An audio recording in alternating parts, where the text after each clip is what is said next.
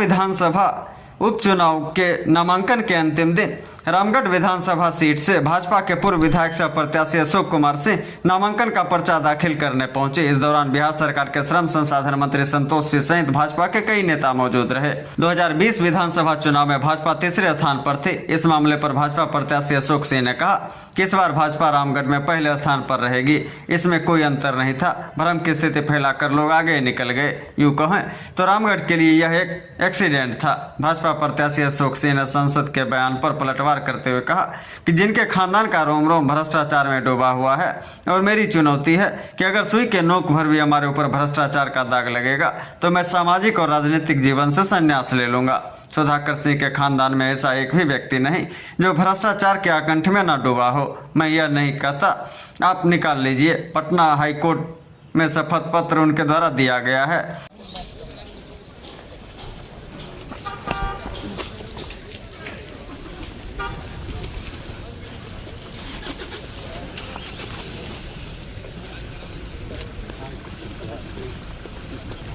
भारत माता की जय। नारा में भारत माता की जय। गाड़ी निकाल हो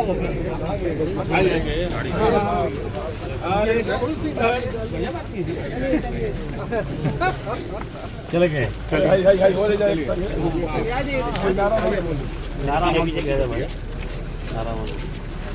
नारा लिखो तो लेके चले के 10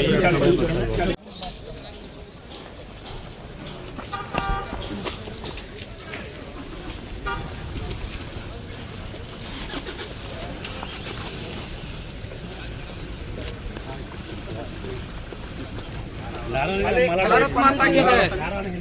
नारा में भारत माता की जय। गाड़ी निकाल हो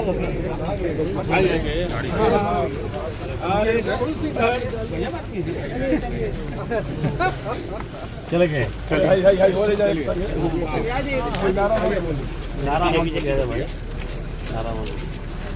नारा लिखो तो लेके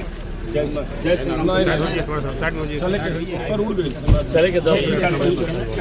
क्या कुछ उम्मीद है चुनाव को लेकर? 100% उम्मीद है। रामगढ़ की जनता ने निर्णय ले लिया है, परिवारवाद का समूल नाश करना है, भ्रष्टाचार को मिटाना है।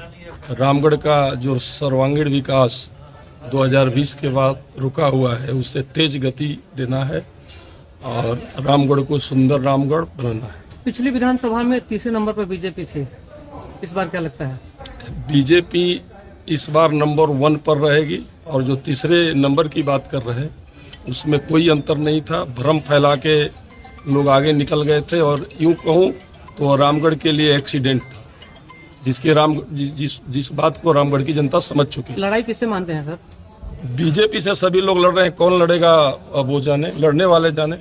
सांसद सुधाकर सिंह कह रहे हैं कि ईडी सीबीआई बीजेपी विधायक के घर के बाहर खड़ी है, इसलिए जिसका खानदान का रोम रोम भ्रष्टाचार में डूबा हो।